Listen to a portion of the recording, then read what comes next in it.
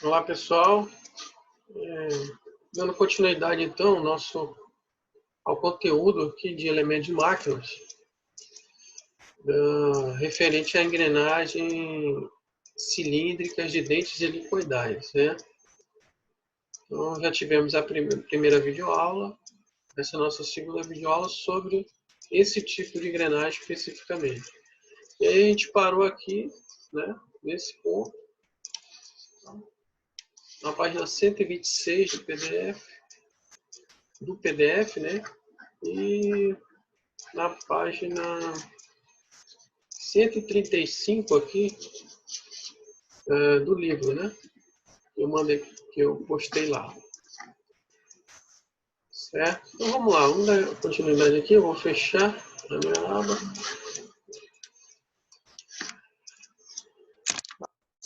Então, são aqueles dois critérios, né? Que devem ser avaliados, dimensionados. Né? O critério é o desgaste, é o primeiro que a gente vai ver, também chamado de pressão, que é exatamente devido a essa pressão que os dentes exercem uns sobre os outros no movimento circular aí da transmissão das engrenagens. Então, aqui tem uma sequência, né? Que deve ser observada. Alguns itens nós já vimos, né? Mais de uma vez, mas vamos reprisar aí, né? Só para quanto mais vezes a gente vê, mais claro, né? Mais evidente vai ficando para a gente poder identificar as variáveis, né, que compõem essas várias equações aí. Então, tem o primeiro item aqui, que é o fator de características elásticas. E aí ele chama a página 134, que é uma página anterior aqui, que é o F, essa daqui, tá? Então, o fator de características elásticas deve ser dado nessa tabela aqui, veja. Isso tem a ver o quê? Com o material, né? Considerando um ângulo de pressão de 20. Então, aqui aço, ferro fundido, já comentei essa tabela, já comentei essa parte. Então, esse fator de características elásticas é F, que compõe a equação, veja. Então, essa é a equação de resistência à flexão, né? E aqui em cima nós temos a equação, então, do critério de desgaste. E o F também aqui, ó, tá? Ao quadrado. Então, é esse F aí que está se fazendo referência. Deve ser pego nessa tabela. Nosso segundo item aqui é o torque. Então, desde a primeira aula eu tenho falado aí do torque, né? Aqui, no caso, a potência dividido pela velocidade, né? Aí considerando os três tipos de velocidade, né? Rotação, velocidade angular, velocidade periférica. Fazer as transformações para chegar nesse valor aqui, você já sabe bem usar a equação aí para chegar no torque, que é essa força de giro, que deve ser dimensionada, né, em qualquer tipo de engrenagem. Relação de transmissão, que nesse caso aqui só está mostrando através dos dentes, né? Engrenagem movida, engrenagem motora, Z1, Z2 sobre Z1, mas eu posso encontrar através de outros parâmetros, nós sabemos, velocidade, torque, né? Diâmetro. Pode ser dada a relação de transmissão, que é outro parâmetro que eu vou usar para calcular. Então, esses itens são os itens que tem na equação lá do critério de desgaste, tá? A pressão. Então, eles devem ser previamente calculados antes de colocar lá na equação. Fator de durabilidade, que leva em conta o quê? A rotação do pinhão, né? O N, a quantidade de horas de funcionamento aí do par, tá? Então, são essas duas variáveis aí que vão entrar no fator de durabilidade. E aí, o fator de durabilidade eu vou utilizar para calcular o quê? A pressão admissível, tá? Então, o que eu vou precisar? Da dureza HB do material, que é esse HB aqui, né? Aí tem as tabelas de conversão, se não for dado direto em HB. E esse fator de durabilidade que eu calculei aqui, né? Vai vir para cá e aí eu tenho, então, esse cálculo. Certo? Nosso outro item aqui, fator de correção da hélice no critério de pressão. Então tem uma tabela, na página anterior também, já mostrei isso aqui, mas vamos lá. Tá? Tem duas tabelas de fator de correção. Essa primeira é o R, que é para resistência. E aí tem o P, que é para pressão, que é essa tabela aqui. Ó. Então como é que eu identifico o fator de correção? No critério de pressão, tá? Vou observar isso. A partir do ângulo de hélice. Ó. Então, tendo o ângulo de hélice, eu identifico esse fator de correção da hélice aqui. Na pressão, seriam esses valores. Depois a gente vai ver também para a resistência, e aí o ângulo de hélice, após ser encontrado, eu consigo encontrar. Né? Normalmente o ângulo de hélice é dado nos problemas, né? Em alguns problemas ele é dado. No caso desse livro, ele é dado. Outros precisam ser calculados, ou tabelas também podem dar esse valor. Dependendo de algumas relações aí matemáticas. Tá, parei aqui sim. Parei aqui, né? Então aqui, ó, próximo é o volume propriamente através daquela equação, né? Então eu devo identificar o volume da engrenagem. O volume da engrenagem é o quê? A espessura vezes esse diâmetro primitivo dela, tá? Ao quadrado. Então, o diâmetro primitivo ao quadrado vezes a base. Essa daqui é a própria equação do critério de pressão, né? Onde tem essas variáveis aí. B, largura, diâmetro ao quadrado. O F, esse fator que a gente viu aí, né? O torque, a pressão admissível, o fator de correção da hélice no critério de pressão, a relação de transmissão I, né? Então tá aqui o I, né? Aqui é mais um, né? É um. Então, a partir de eu identificar essas variáveis aqui, que nós vimos já, né?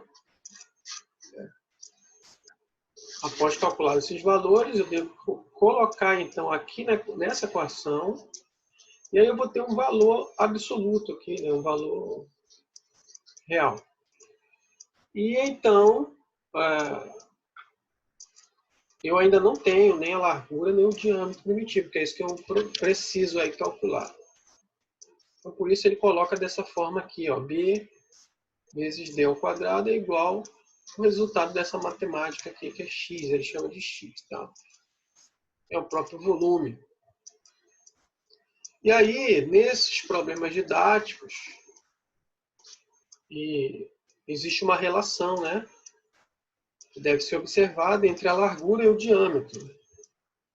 Que aí vai variar mais ou menos de 0,25, né?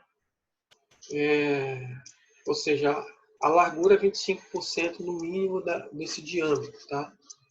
Aí tem que observar no exercício que normalmente esse parâmetro que relaciona a largura com o diâmetro, ele é dado no problema. Ok? Então,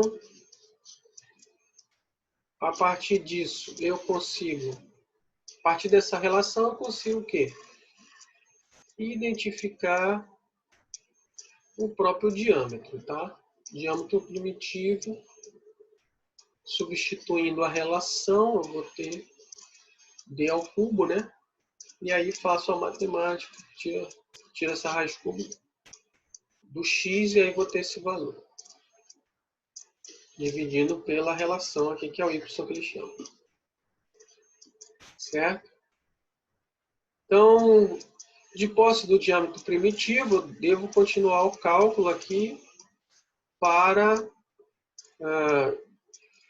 encontrar o módulo aqui que é frontal, tá? Então, a engrenagem helicoidal, ela tem dois módulos, nós vimos isso, né? Ela tem dois módulos, dois ângulos,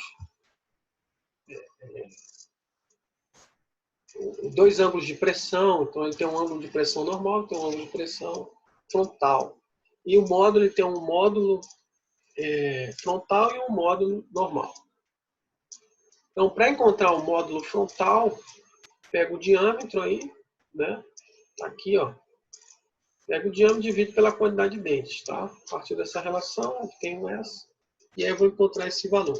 Encontrei o diâmetro aqui, a quantidade de dentes, didaticamente, nesses problemas aqui, estão sendo dadas. E aí eu coloco na fórmula aqui. E aí, para encontrar o módulo normal a partir do módulo frontal, veja aí que há uma relação, que é o quê? O módulo normal vai ser igual ao módulo frontal vezes o cosseno do ângulo de hélice. Essa equação aqui. Certo? Aí encontrei o valor, eu devo ir lá na tabela da página 99 e ver qual o valor que seja aproximado, normalizado, tá? Por quê? Porque muitas vezes esse valor aqui é um valor quebrado, né? O valor normalizado é um valor arredondado, tá? O mais próximo ali, normalmente, o incremento é 0,25. É o que está na tabela lá. Isso aqui é a tabela do livro. É essa página do livro, né? Que é dessa norma DIN 780.